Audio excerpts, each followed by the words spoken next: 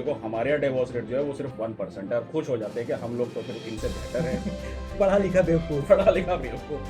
ठीक है, क्योंकि वहाँ का जो सिनेरियो होता है थोड़ा अलग होता है। इंडिया में पॉली एंट्री का भी केसेस है, पॉलीगैमी का भी केसेस है, तो क्या इसके कारण भी इंडिया में कम दिख रहा है? बाहर के विकसित देशों की बात करते हैं, वहाँ का सिंपल रूल होता है कि अगर कोई इंसान है वहाँ पे एक लीगल प्रोसेस को फॉलो करना मैंडेटरी है। इंडिया से ज़्यादा अच्छे जो कंडीशन तो पाकिस्तान का है, अरे सर वहाँ का जो क्योंकि वहाँ पे जो डाइवोर्स रेट है वो वो 0.67% है, ठीक है? है। और वहाँ तो भाई 2 शादियाँ, 3 शादियाँ, 4 शादियाँ तक भी हो रही है।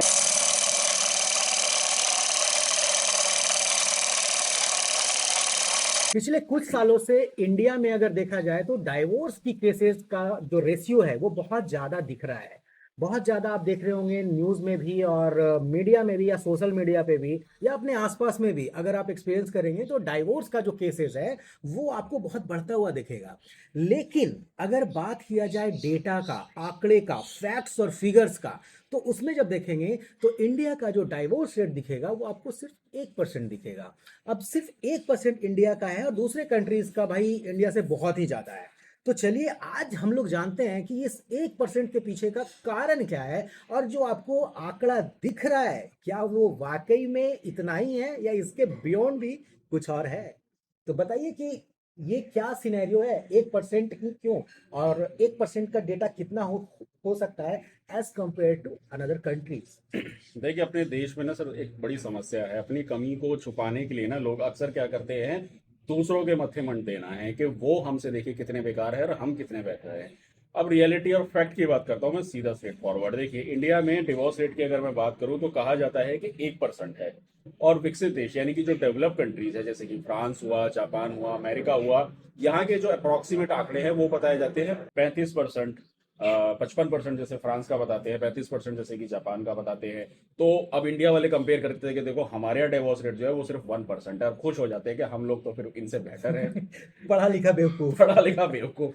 अब सर देखो यहाँ पे ना एक कैलकुलेशन लगाते हैं, इंडिया की पॉपुलेशन कितनी है आप बताइए sir. More than 140 crore. 140 crore मैं कहता मोर हूँ। देन। हाँ मोर देन। तो अब मैं कहता हूँ कि जो हमारे देश में जो एक यूथ की पॉपुलेशन है वो लगभग 70 से 80, राउंड फिगर आप 100 करोड़ कर लीजिए, 40 करोड़ को हटा देते हैं इसमें, हम अपने बुजुर्ग हो गए या जैसे भी लोग हो गए।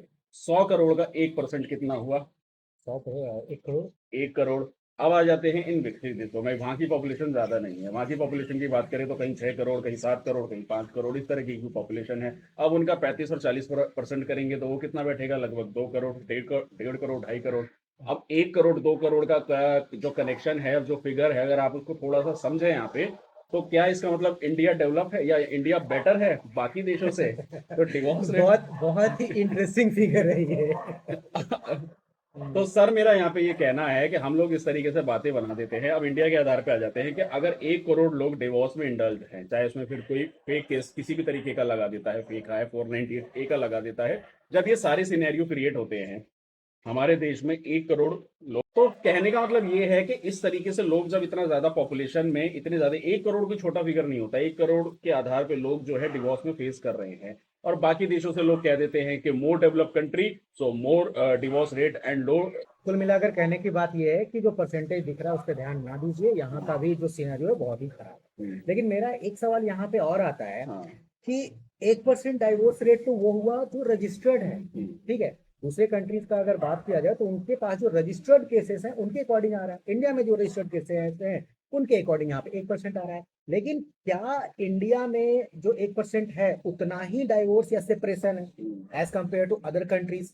ठीक है, क्योंकि वहां का जो सिनेरियो होता है थोड़ा अलग होता है। इंडिया में पॉली एंट्री का भी केसेस है, पॉलीगैमी का भी केसेस है, तो क्या इसके कारण भी इंडिया में कम दिख रहा है आपको?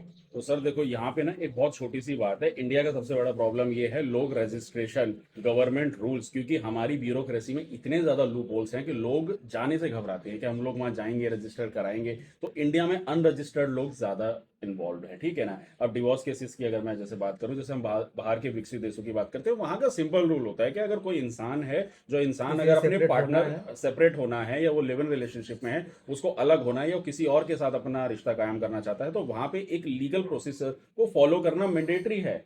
अगर आप वो नहीं करते हैं तो आपके ऊपर काफी अच्छा खासी चार्जेस लग सकते हैं।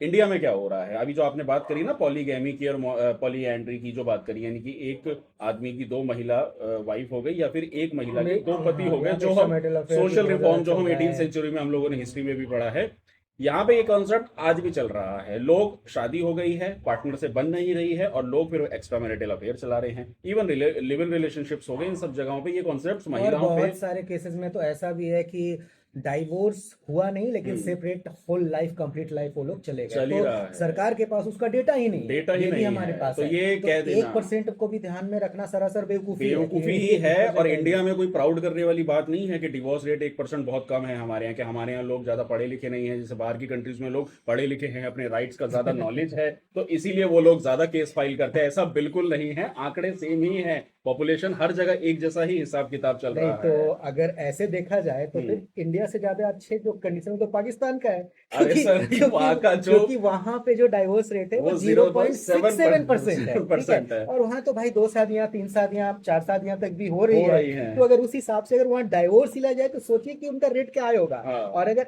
ये पैरामीटर सेट करता है, मतलब जो परसेंटेज ही अगर पैरामीटर सेट कर रहा है ना, तो इंडिया से बेहतर कंडीशन में वाकई में पाकिस्तान है। वहां 0.67% है डाइवोर्स रेट। वहाँ ये मतलब इंडिया से भी डिवोर्स रेट कम है, तो यानी कि इसके हिसाब से पूरे वर्ल्ड वाइड लेवल में पाकिस्तान एक बेटर कंट्री है। जहाँ डिवोर्स रेट कम है तो वो ज्यादा विकसित है, वो ज्यादा डेवलप्ड है, और बाकी देश तो सब खाली बैठ के बस डिवोर्स में ही इंडल्ज हो रहे हैं।